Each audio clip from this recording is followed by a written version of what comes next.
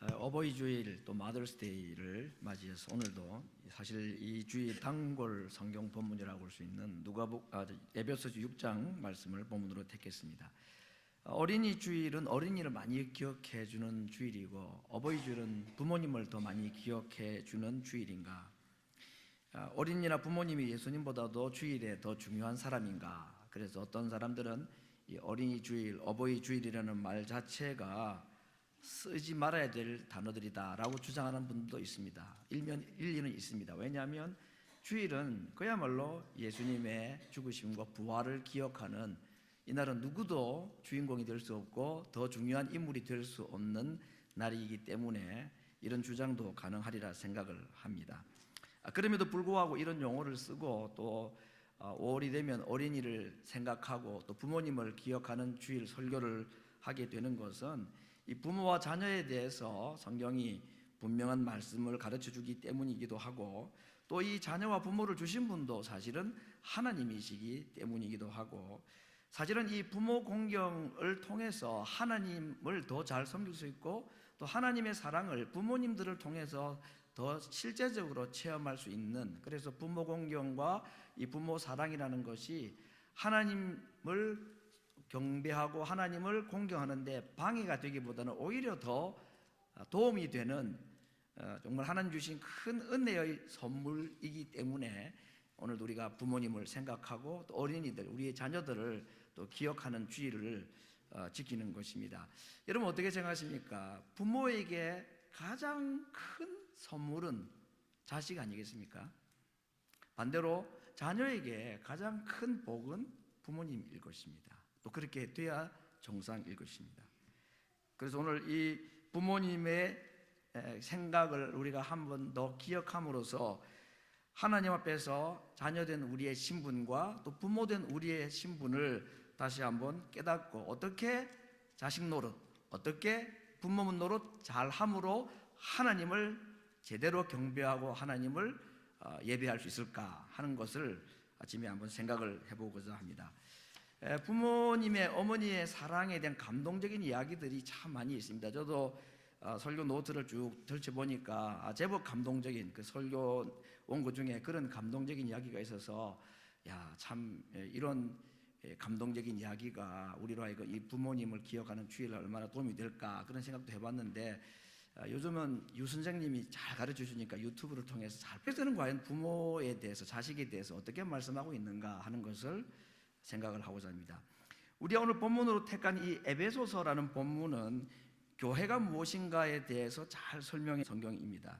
그래서 영국이 나온 세계적인 신학자인 존 스타트라는 이분은 하나님의 새로운 사회라는 제목으로 이 에베소서를 주석을 했는데, 교회가 한마디로 잘 표현해 준 멋진 제목이 아닐 수가 없습니다. 에베소라는 이 성경은 전반부는 우리가 어떻게 구원받았고, 또 그래서 모인 이 모임, 교회가 무엇인가 하는 것을 말씀해 준다면, 후반부는 그렇게 교회의 가지는 새로운 관계가 있다 하는 것입니다. 뭐 새롭다고 해가지고 전혀 다른 관계가 아니라 늘 예수님 믿기 전이나 그 후나 같은 관계고, 세상에 하나님 믿지 않는 교회 밖의 사람들도 가지고 있는 관계입니다. 그것은 세 가지인데, 남편과 아내의 관계, 부모와 자식과의 관계, 주인과 종의 관계, 이 세 가지 관계는 교회 안에도 있고 교회 밖에도 있는데, 예수님을 믿고 구원받은 성도들이 교회 안에서 똑같은 세상의 관계가 들어와 있지만, 교회 안에서 새로운 하나님의 사회의 일원, 교회의 일원, 하나님 나라의 백성 또는 천국의 시민으로서 주어진 이 관계는 전혀 차원이 다른 새로운 관계이다 하는 것을 설명한 것이 이 에베소. 그 중에 하나가 부모와 자녀와의 관계에 대한 것인데, 한마디로 자식은 부모님을 공경해야 된다, 이 너무나 당연한 이야기를 세 가지 이유로, 왜 자식이 부모를, 왜 안에도 교회 밖에도 똑같은 원리이지만, 이 바울은 에베소서를 통해서 하나님의 백성으로 부름받은 우리들에게 주어진 새로운 부모와 자식의 신분의 관계가 있기 때문에 공경도 새로운 차원에서, 새로운 이유로, 다른 차원에서, 다른 이유로 자식으로서 부모를 공경해야 된다. 첫 번째는 이 부모를 자식들이 공경하는 것은 이건 무슨 법으로 따질 수 있는 게 아니라 그건 너무 자연스러운 일이다 하는 이유 때문입니다. 오늘 본문 1절에 보니까 자녀들아 너희 부모를 주 안에서 순종하라. 이것이 옳으니라 같이 논하는데, 자녀들아 부모를 주 안에서 순종하라. 영어 성경은 뭐라고 되냐면 왜냐하면 이란 말이 있습니다. 이 옳은 것이기 때문에, 이것이 당연한 것이기 때문에. 자식이 부모를 공경하고 효도하는데 무슨 특별한 이유가 있습니까? 이건 무슨 설명을 할 수 있는 게 아닙니다. 법으로 제정해 가지고 되는 게 아닙니다. 이건 자연스러운 일입니다. 어떤 의미에서는 이성이 없는 짐승들 세계에도 자식이 부모를, 새끼가 어미를, 그 반대의 경우도 많지만, 그래서 이 땅에 가장 자연스럽고 내추럴한 인간의 본성 중에 하나가 자녀가 부모를 사랑하고 부모를 공경하는 것입니다. 그 반대도 당연히 맞죠. 부모가 자식 사랑하는 거야, 그건 뭐 어디 법으로 이야기해서 할 수 있는 게 아니죠. 부모가 자식 사랑하는 것과 같이 자식이 부모님을 공경하는 것은, 이건 설명. 두 번째 이유는 이것이 언제단 이유죠. 인간 세상에 하나님께서 이 자녀가 부모를 공경해야 될 이유로 두 번째 주신 것이, 이유가 뭐냐면, 이건 특별한 하나님의 법으로 정해, 법이 없어도 해야 될 당연한 것이지만 하나님께서 자녀들이 부모를 공경하고 순종해야 되는 것에 대해서 특별한 법을 만드셨다 그랬습니다. 2절 3절 말씀을 보겠습니다.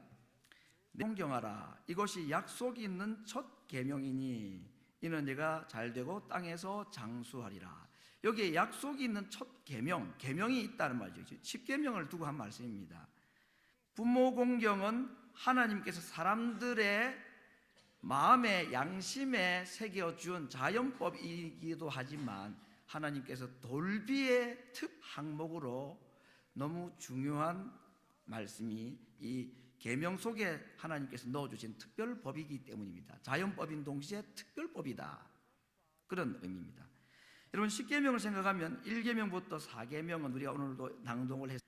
사람이 하나님과의 관계 속에서 어떻게 해야 될 것인가, 다시 말해 하나님을 어떻게 사랑할 것인가에 대한 법이라고 한다면, 5계명에서 10번째 이 6가지 계명은 사람과 사람 사이에서 우리가 어떻게 행동하고 사람이 사람을 어떻게 사랑해야 될 것인가, 하나님 사랑과 이웃 사랑을 이 10계명에서 1에서 4, 5에서 10 기록을 해 주셨습니다. 예수님께서도 오늘 10계명 낭독 끝에 예수님의 이 10계명 요약에 대한 말씀을 다시 제가 계속해서 추가로 봉독을 같이 합니다만, 예수님께서도 뭐라고 말씀하셨습니까? 마음을 다하고 목숨을 다하고 뜻을 다하여 하나님을 사랑하고 둘째는 이와 같으니 내 이웃을 내 몸같이 사랑하라. 이것이 율법이고 선지자다, 대원리다, 이런 말씀을 하셨습니다.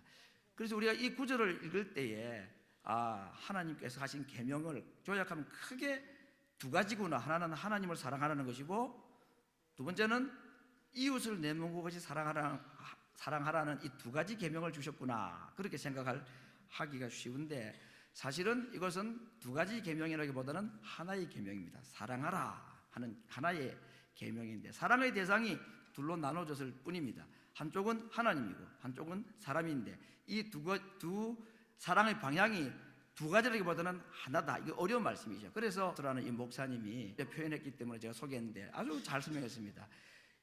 쉽게 예수님의 이 계명 요약은 두 계명, two commandment가 아니고 이중 계명이다. 이중 계명, double commandment라 말했습니다.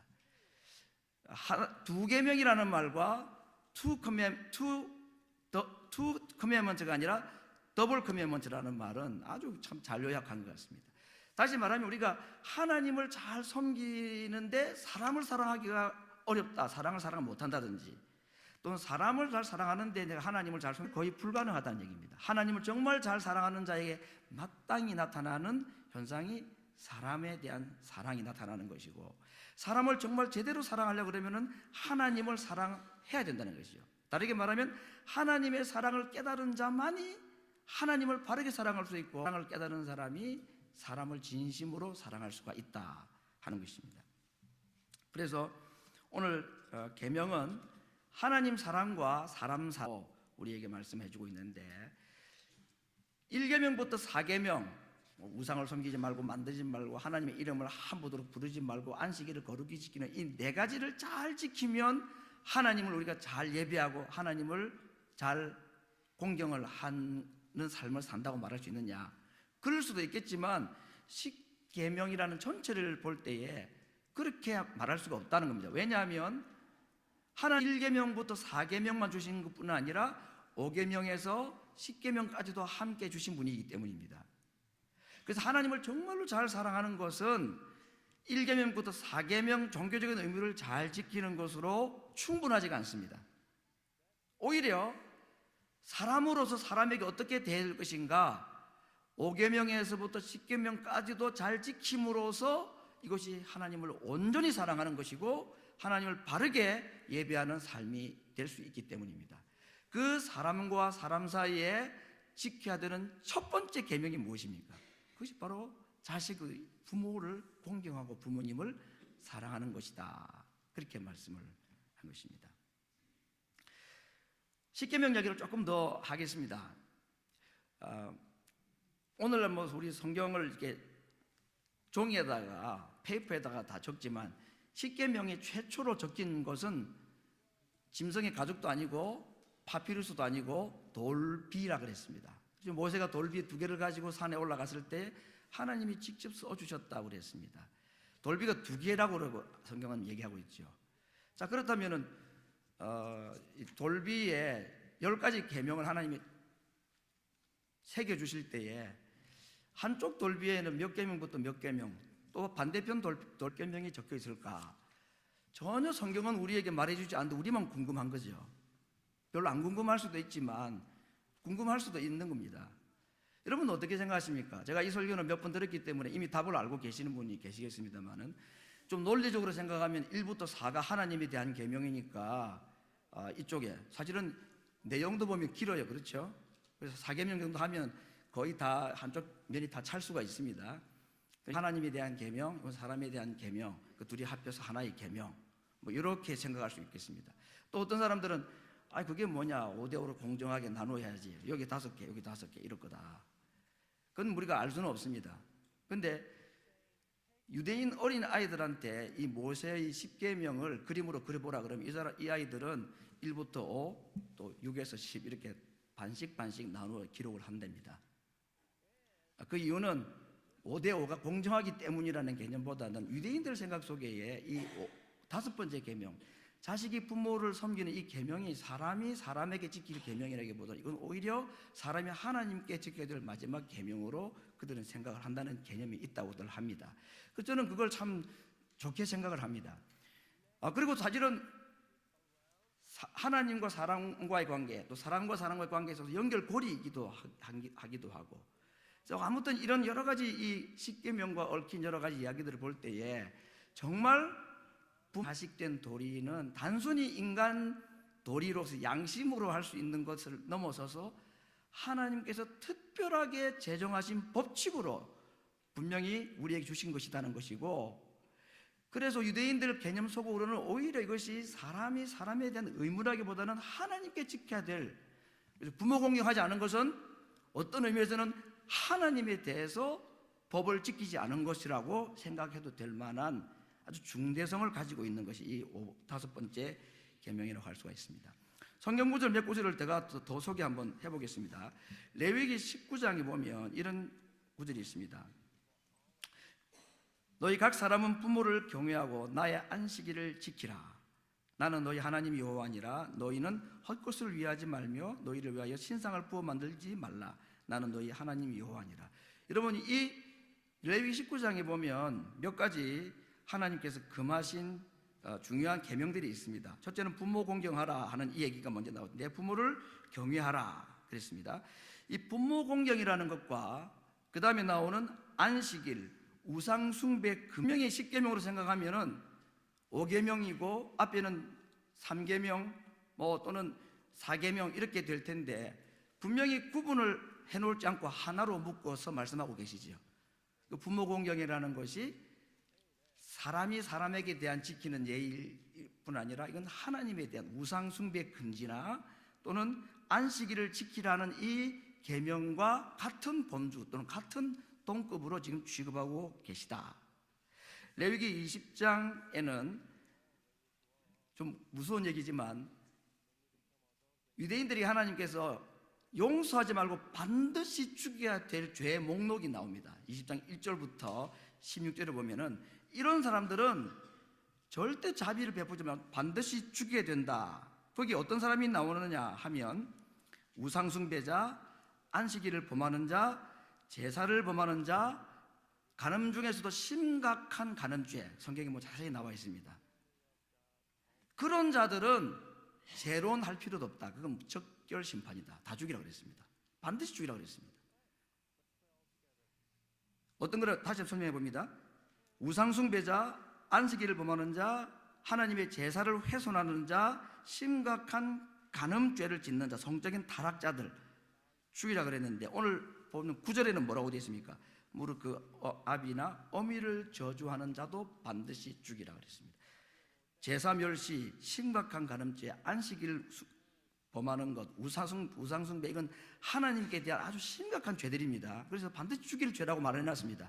그런데 그 동급으로 부모를 멸시하는 것, 부모를 저주하는 자도 반드시 죽이라, 그렇게 말했습니다. 잠언서에 보면 그런 말씀이 있죠. 자식들이 부모를 욕하거나 까마귀가 와서 그 눈을 쪼아 먹도록 할 것이다, 이런 말이 있습니다.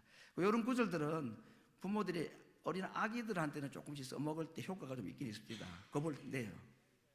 근데 이게 이제 한 10살 뭐 중학교 가고 하면 약효가 다 떨어집니다. 이게 남용해서는 안 되는 구절들이지만 처음에는 아이들이 겁을 막 내고 부모를 하나님 대하듯이 조심스러워 하려고 이런 구절들이 효과가 있기도 했습니다. 자, 부모님께 대한 죄를 하나님께 범하는 죄의 수준으로 성경은 지금 다루고 있다는 것을 제가 레위기에 있는 성경 구절 몇 구절을 가지고 지금 소개를 하고 있습니다. 오늘 본문으로 다시 돌아와 보겠습니다. 2절, 3절 말씀을 보실까요? 내 아버지와 어머니를 공경하라. 이것이 약속 있는 첫 계명이라 그랬습니다.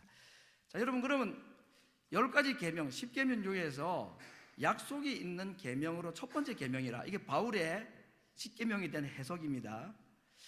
우리가 오늘도 제가 성경 10계명을 낭독을 먼저 했는데 어떤 분들은 이런 생각할 수 있을 것입니다. 이 계명에도 보면 약속이 있던데 어떤 게 있습니까? 하나님을 잘 섬기고 계명을 지키면 하나님께서 천대까지 은혜를 베푸신다고 했는데 이건 약속 아닌가? 그래서 어떤 분은 이건 어떤 계명에 대한 구체적인 약속이라기보다는 일반적인 하나님의 성품, 하나님 잘 섬기면 하나님께서 그들에게 은혜를 베풀어 주신다는 하나님의 성품에 대한 이야기로 보고, 바울 이야기와 같이 정말 어떤 이 명령 끝에 그렇게 하면 이렇게 하겠다는 약속인 이 5계명, 부모 공경이 첫 번째일 뿐 아니라 거의 유일한 계명이다라고 말합니다. 여러분, 10계명을 우리가 들어봐도 그러지 않습니까? 2계명이 나타나 있는 뭐 하늘에 있는 것이나 땅에 있는 것이나 어떤 우상을 만들어서 섬기지 말라, 하나님은 질투하는 하나님이다, 하나님의 계명을 지키면 천대까지 은혜를 베푸신다, 이것이 약속처럼 들리기도 하지만 하나님 잘 섬기는 자에게 하나님께서 은혜를 베풀어 주신다는 일반적인 하나님의 성품을 소개한 것이라고 생각한다면 10계명 중에서 어떻게 하라, 그러면 이것을 주겠다 하는 약속이 있는 것은 이 5계명이 유일한 게 맞죠. 그래서 아무튼 이 5계명은 여러 가지 의미에서 볼 때에 그 위치상 또 성격상 참 중요하다. 하나님을 섬기는 하나님 백성들에게 하나님께서 주신 이 부모라는 특별한 위치가 참 중요하고, 이것은 우리에게 복을 주기 위함이다. 땅에서 잘 되고 장수하는 복을 받는 이 복, 장수와 복의 통로는 부모 공경이라고 성경은 구체적으로 명시했습니다. 그래서 오늘 우리가 부모님을 공경해야 된다는 이 두 번째 이유는 하나님께서 특별하게 법으로 제정을 해놓으시고 거기에 약속까지 해주신 것이기 때문에 이건 우리가 지켜야 될 당연한 계명이다. 이게 두 번째 이유입니다. 세 번째 이유는 주 안에서라는 단어에서 찾아볼 수 있는데, 첫 번째는 너무나 당연한 자연적인 이치이기 때문이고, 두 번째는 하나님한테는 특별한 법의 법령으로 되어 있기 때문이라는 의미도 있고, 세 번째는 이게 복음이기 때문입니다. 예수님께서 친히 가르쳐 주신 말씀이기 때문에, 또는 예수님께서 친히 우리에게 보여주신 본이기 때문에 우리도 예수님을 믿는 자라면 예수님을 통해서 하나님의 자녀로 새롭게 우리가 부름받은 새로운 사회의 일원으로 부름받았다면 예수님이 우리의 모범이다 하는 거죠. 우리의 모델이다.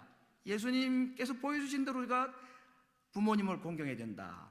예수님이 부모님 공경한 것에 대해서는 성경에 간단한 설명이 있어요. 육신의 부모 요셉과 마리아라는 육신의 부모를 공경하셨죠. 정말 순종하고 받드셨다고 했습니다. 마지막 돌아가시길 때까지도 요한에게 자기 어머니를 부탁하기도 했습니다. 그러나 예수님께서 이 땅에 보여주신 자녀로서의 부모 공경이나 부모에게 효도하신 모습은 사실은 십자가 위에서 가장 잘 나타나 있습니다. 죽기까지 하나님 아버지께 복종하고 순종했습니다. 자녀에게 오늘 순종하라 또는 복종하라 하는 이 단어, 이 복종이라는 또는 순종이라는 단어는 성경의 에베소에서 복종과 순종이라는 두 단어가 계속 교차적으로 쓰이고 있는데 우리 한글 성경에는 순종이라는 것이 좀 더 순수한 순종으로 자발적인 순종처럼 보이고 그렇게 해석이 된 중요한 것은 그건 아니고 아무튼 자식들에게 순종하라 할 때의 단어는 강제성이 있는 겁니다.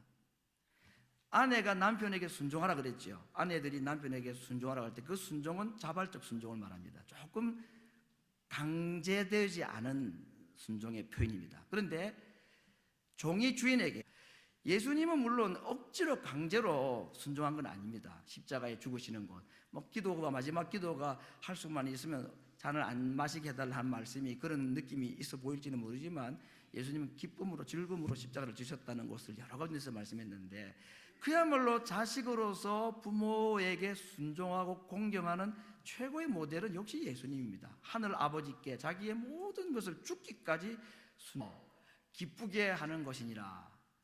자, 자녀들이 부모에게 순종하는 것이 주 안에서 기쁘게 하는 것이다 하는 한글 성경이고 영어 성경도 이렇게 표현이 되어 있습니다. 이게 무슨 말일까? 주 안에서 기쁘게 한다. 누가 누구를 기쁘게 한다는 말인가?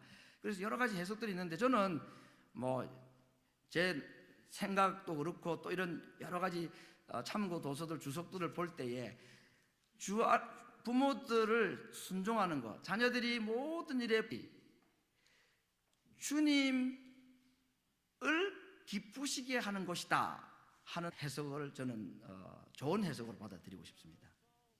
주 안에서 기쁘게 하는 것이다 이 표현을 자녀 부모님을 이것이 주님을 기쁘게 하는 것이다.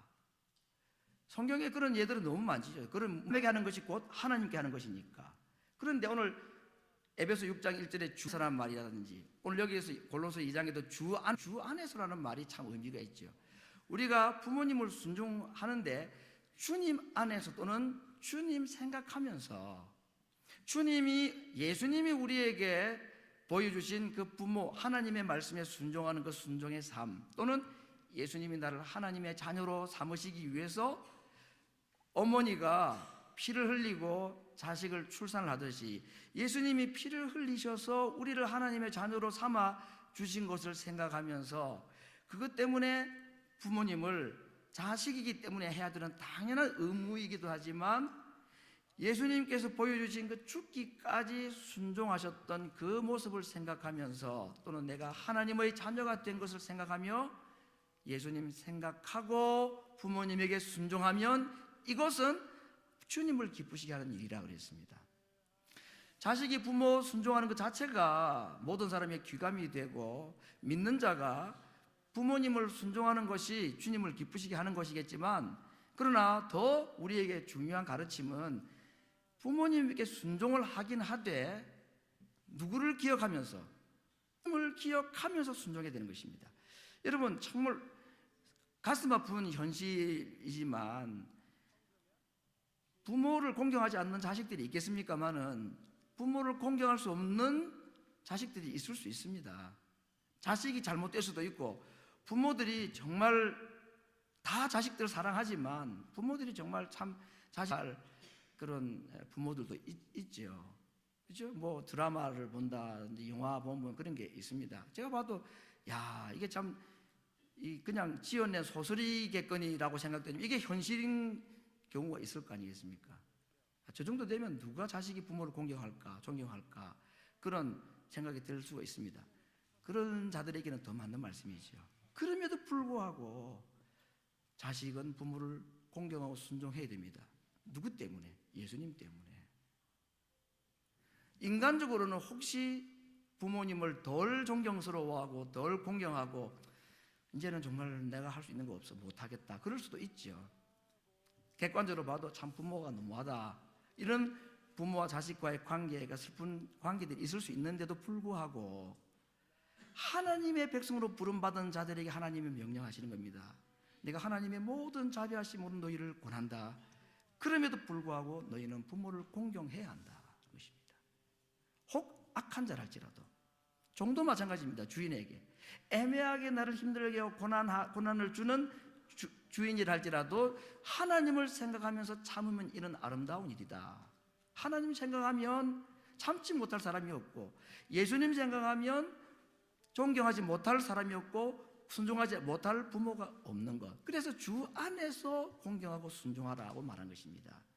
예수님은 그런 점에서 우리에게 우리의 순종, 부모를 공경하는 이 공경심을 극대화할 수 있는 좋은 본보기가 되어 주셨습니다. 예수님 생각하면서 부모님 공경하고 부모님 순종하는 것, 이게 주 안에서 부모님을 공경하는 것이고, 그것은 곧 누구를 기쁘게 하는 것이냐? 주님을 기쁘시게 하는 것입니다. 주님을 기쁘시게 하는 자들에게 주님은 기쁨을 주십니다. 바울은 부모와 자식의 관계를 통해서 우리와 하나님과의 관계를 설명을 해주려고 애를 많이 썼습니다. 부모님의 사랑을 깨달은 자가 하나님을 더 사랑을 깊이 깨달을 수가 있고, 부모들의 나를 향한, 자식을 향한 슬픔을 내가 느끼면서 나를 향한 하나님의 슬픔도 느낄 수가 있습니다. 반대로 부모가 되고 나면 부모가 나를 얼마나 사랑했는가 하는 것을 부모가 되면서부터 알기 시작하죠. 자, 딸이 언제 부모 사랑, 엄마를 가장 자기 몸으로 느낄 때가 언제일 것 같습니까? 딸이 자기가 애 낳아볼 때입니다. 그러니까 남자는 사실은 좀 어렵죠. 부모 사랑을 깨닫는 게, 아이를 못 낳아보니까. 부모가 돼보기 전에는 부모 마음을 모르는 것 같아요. 우리가 하나님의 사랑을 어떻게 알겠습니까? 성경을 통해서 알 수는 있지만, 하나님께서 우리에게 부모와 자식의 관계로 이 땅에 살도록 해주셨을 때에 내가 부모가 되고 나면 부모님의 사랑이 이런 것이었구나 조금 알게 됩니다. 자식이 태어나고 나면 부모님이 나를 사랑하신 것이 이런 것이겠구나 조금 알게 되겠지요. 그 부모와 자식의 관계를 통해서 누구와 누구의 관계를 우리가 좀 더 체험할 수 있단 말씀일까요? 하나님과 우리 관계를 조금 이해할 수 있습니다. 많이 말고 조금. 부모로서 자식 때문에 슬퍼하고 가슴 아파해 본 적이 있으시지 않습니까? 그때 하나님이 나를 인해서 얼마나 많이 슬퍼하셨을까?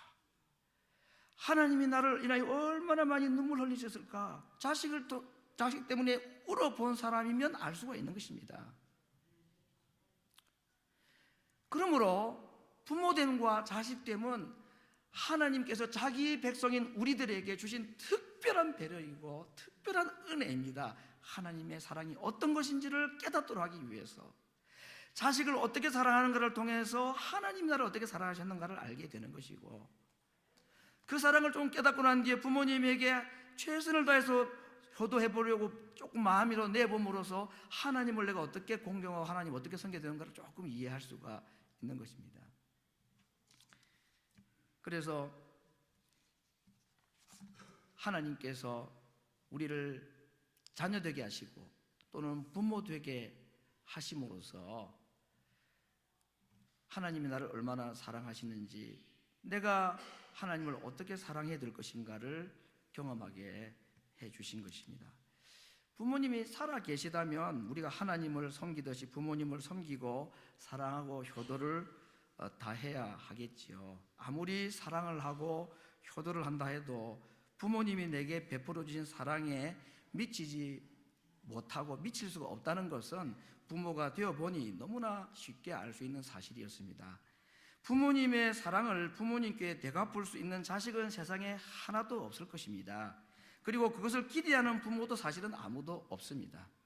그냥 부모 사랑이 어떤 것인가 부모가 되면서 깨닫고, 그래서 부모님을 사랑해야 된다는 마음이 있지만 그 마음을 다 부모에게 돌려드리지 못하고, 부모들도 결국 너 자식이나 사랑해라 하고 그 사랑을 아래로 흘려보내기를 원하지 나에게 돌려달라고 하는 부모는 세상에 아무도 없지요. 그러나 부모님이 이 땅에 계시지 않는 경우는 어떡할까요? 부모님이 늘 우리와 함께 계시지는 않지 않습니까? 이미 세상을 떠난 부모님들을 가지고 있는 자식들로서는 5계명은 오늘 우리하고는 무관한 것인가? 우리 자식들이나 잘 들었으면 좋겠다. 나는 뭐 부모가 안 계시는데 이 5계명은 그러면 5계명 괄호 열고 단 부모가 살아있는 자에게만 해당됨, 뭐 이런 구절이 없잖아요. 모든 자에게, 살아있는 자들에게 부모를 공경하라. 어떻게 돌아가신 부모님, 안 계신 부모님 어떻게 우리가 공경하고 어떻게 효도할 수가 있겠습니까? 예수님은 이 부분에 대해서 분명히 말씀하셨습니다. 하나님은 아브라함의 하나님, 이삭의 하나님, 야곱의 하나님이다. 이 말씀을 예수님이 하셨을 때 하신 말씀의 의미는 뭐냐면 아브라함, 이삭, 야곱은 죽지 않았다는 말이었습니다. 부활에 관한 말씀하실 때 이 얘기를 해서 하셨습니다. 그러므로 이 땅에 우리 부모님이 안 계셔도 영으로는 부모님 분명히 살아 계시죠. 믿고 세상 떠난 분이나 믿지 않고 세상 떠난 부모님이나 부모님의 영이 살아있어서 부모님이 우리에게 정말로 땅에 있는 자식들에게 원하는 소원이 있을 것입니다. 그 소원 잘 들어드리는 게 부모님께 효도하는 거 아닙니까? 살아계신 부모님이 자식들에게 원하는 소원이 있겠죠. 부모 잘 섬기고 자식 사랑하고 행복하게 살고 이런 겁니다. 그러나 세상 떠난 부모들은 땅에 살아있는 자녀들을 위해서 가지고 있는 소원이 있다면 뭐가 있겠습니까? 믿는 자나 믿지 않는 자나. 나사로와 부자와 나사로 비유를 통해서 우리가 알 수 있습니다만은 그건 땅에 있는 동안에 하나님 잘 섬기고 죽어서 천국 가는 겁니다. 이거 유일한 소망입니다. 세상 떠난 부모님이 믿는 자든 믿지 않는 자든 세상 떠난 부모님은 이 땅에 남아있는 자식들에게 가지는 유일한 소망은 저는 그거라고 생각합니다. 이 땅에서 하나님 믿고 구원받고 하나님 잘 섬기다가 하나님 나라에 가는 것, 이걸 지키는 것이 부모 순종하는 것입니다. 돌아가신 부모님을 효도하는 것입니다. 성경은 사람에게 한 것이 있고 하나님께 한 것이고 사람에게 하지 아니한 것이 하나님께 하지 아니한 것이라는 논리를 많이 폈습니다. 부모님에게 한 것이 하나님께 한 것이고 부모님께 하지 아니한 것이 하나님께 하지 아니한 것이라고 봐도 무관합니다. 어떤 사람에게 특별히 잘하고 잘못하는 것에 대해서 하나님이 깊이 관심 가지는 것 중에 최고의 대상은 부모입니다. 여러 사람에게 잘해야 되고 모든 사람에게 다 사랑을 베풀어야 되지만 하나님께서 특별하게 계명으로 우리에게 누구에게 정말 잘해야 된다 하고 명시해 놓으신 대상이 우리의 육신의 부모님인 것입니다. 살아계신 부모님에게도 마찬가지이고 세상을 떠난 부모님이라 할지라도 그 부모님이 가장 원하는 기뻐하는 소원이 하나님 잘 섬기다가 이 땅에서 하나님 주시는 복을 누리다가 죽어 천국 가는 것, 많고 많은 소원들 가운데서 이것이 가장 중요하고 어쩌면 유일한 부모님들이 자식들을 향한 소원일 텐데 그렇게 생각 안 하십니까? 세상 떠난 부모님이 지금 나에게 뭘 더 원하시고 어떻게 돌아가신 부모님을 어떻게 효도할 것 같습니까, 여러분? 산소 자주 가고 제사상 잘 차려주면 부모님이 기뻐할 것 같습니까? 성경에서는 분명히 말씀했습니다. 하나님 잘 믿고 하나님 말씀대로 순종하다가 천국 가는 것, 이것이 지옥 간 부모라 할지라도 가장 원하는 소원하는 기도의 소원이라는 것입니다. 그렇다면 우리가 그 부모의 소원을 들어드려야 되는 거예요. 이게 효도하는 겁니다. 오늘 하나님을 믿는 백성들에게 부모님을 어떻게 대해야 될 것인가, 그리고 왜 우리 부모님을 공경해야 될 것인가, 또는 어떻게 부모님을 공경할 것인가 하는 것에 대해서 말씀을 함께 생각을 했습니다. 이 시간 우리가 잠시 한번 눈을 감고 혹시 살아계신 부모님이라면 그 부모님께 내가 어떤 자식이 되어야 될 것인가, 성경에서 오늘 나에게 하나님 생각하면서 주님 안에서 부모를 공경하고 순종하라고 그랬습니다. 혹 세상에 계시지 않고 떠난 부모님이라면 이 세상에 계시지 않는 부모님이 나에게 가장 원하는 소원은 무엇일까? 그것을 오늘 성경을 통해서 깨닫고 그렇게 살기를 다짐해야 될 것입니다. 이 시간에 우리의 육신의 부모님을 주신 하나님께 감사하시고 나를 자식의 부모 되게 해주신 것도 하나님께 감사하면서 자식 노릇, 부모 노릇 하나님 안에서 제대로 할 수 있는 믿음과 지혜를 우리에게 주시기를 생각하고, 살아계신 부모님이든 세상 떠난 부모님이든 나를 향해 가지고 계실 그 부모님의 소원을 성경적으로 바르게 잘 이해하고 그것을 지켜 순종할 수 있는 믿음을 달라고 우리 같이